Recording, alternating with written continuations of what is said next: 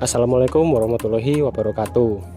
Kami dari kelompok 2 akan menyampaikan materi tentang topik dalam diri komunikasi. Sebelum menuju ke materi, perkenalkan dari anggota kami, yaitu yang pertama, nama saya adalah Nathanael Alvena Diputra dengan NBI 14623000009. Dengan saya atas nama Agil Dwi Anggara dengan NBI 14623000050. Saya Nalendra Putra dengan NBI Putra Wicaksana dengan NBI 14623000034. Saya dengan Muhammad Fadli dengan NBI 14623000052. Saya dengan Luki Darmawan dengan NBI 1462360. Oke, apa itu konsep diri? Dalam bahasa Inggris diartikan self concept. Jadi, pengertian konsep diri itu apa? Konsep diri adalah cara kita memandang, berpikir, dan menilai diri kita sendiri. Bisa dibilang, ini adalah gambaran tentang siapa kita, baik itu yang kita lihat di cermin atau apa yang orang lain pikirkan tentang kita.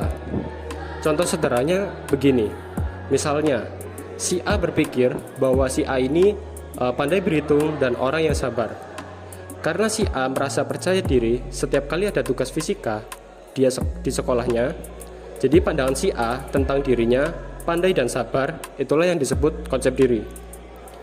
Menurut beberapa ahli, konsep diri ini dibentuk dari apa yang kita pikirkan tentang diri kita dan juga apa orang lain anggap tentang kita. Jadi ini semacam gabungan dari pendapat diri sendiri dan orang lain. Cara seseorang mengenal dan menilai dirinya akan mempengaruhi bagaimana orang itu bertindak, berpikir, dan berinteraksi dengan orang lain. Contoh sederhananya, jika seseorang memiliki konsep diri positif, misalnya ia merasa mampu dan berharga, maka ia akan lebih percaya diri dan berani mencoba hal baru. Sebaliknya, jika konsep dirinya negatif, misalnya merasa tidak berguna atau tidak bisa, maka ia cenderung mudah menyerah dan takut gagal. Nah, selanjutnya ada faktor-faktor yang mempengaruhi konsep diri. Jadi yang pertama, konsep diri ini nggak muncul begitu saja waktu kita lahir, tapi berkembang seiring waktu. Dari kecil, kita mulai kenal siapa diri kita, dan itu semua lewat pengalaman dan interaksi kita sama orang-orang sekitar, terutama orang yang kita anggap penting. Lalu yang kedua ada persepsi diri. Jadi persepsi diri itu adalah cara kita menilai berdasarkan pengalaman yang kita alami. Kalau konsep kita positif, maka lebih percaya diri dan gampang berinteraksi dengan orang lain. Begitupun dengan sebaliknya, jika kita negatif atau persepsi kita negatif, maka kita jadi sering meragukan diri kita dan kesulitan untuk berhubungan sama orang lain. Nah, sekarang adalah pembagian konsep diri. Konsep diri itu dibagi menjadi beberapa aspek. Ada 5 sih, gambaran diri, ideal diri, harga diri, peran, dan identitas. Gambaran diri itu gimana kita melihat tubuh kita, sedangkan ideal diri itu adalah gambaran diri yang kita impikan. Harga diri itu penilaian kita tentang seberapa berharga kita. Peran itu bagaimana kita berperilaku di posisi sosial kita. Dan identitas itu adalah kesadaran kita tentang siapa kita sebenarnya. Jadi lebih jelasnya, gambaran diri itu dipengaruhi sama pengalaman dan kondisi fisik kita. Ideal diri itu harapan kita terhadap diri kita, dan kalau harapan kita terlalu tinggi bisa jadi masalah. Harga diri itu penilaian kita tentang diri kita sendiri yang biasanya dipengaruhi oleh penerimaan dari orang lain. Peran itu bagaimana kita berperilaku berdasarkan posisi kita di masyarakat. Misalnya kalau ada perubahan peran seperti kehilangan pekerjaan, bisa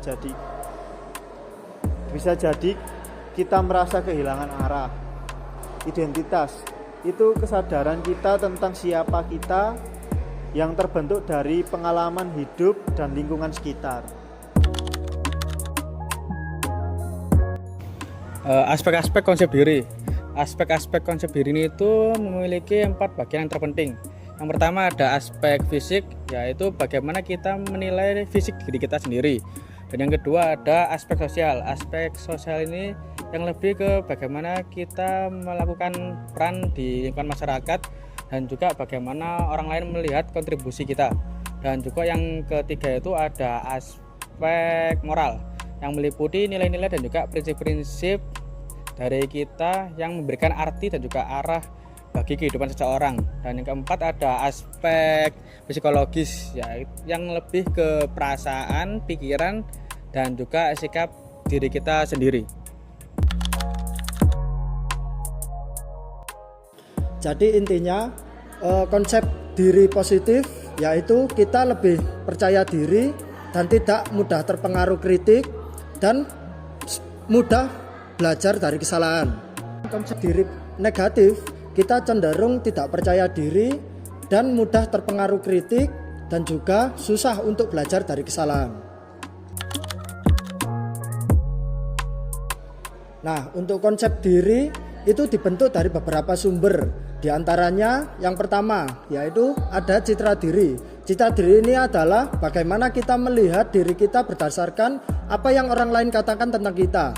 Yang kedua yaitu perbandingan sosial. Kita sering membandingkan diri kita dengan orang lain. Yang ketiga ada pembelajaran budaya. Pembelajaran budaya ini adalah nilai dan norma dari keluarga dan budaya kita di sekitar. Evaluasi diri. Evaluasi diri ini adalah bagaimana kita menilai diri kita sendiri setelah melakukan sesuatu. Itulah tadi materi yang kami sampaikan tentang topik dalam diri komunikasi. Bila ada salah kata dari anggota kelompok kami mohon maaf. Kami ucapkan wassalamualaikum warahmatullahi wabarakatuh.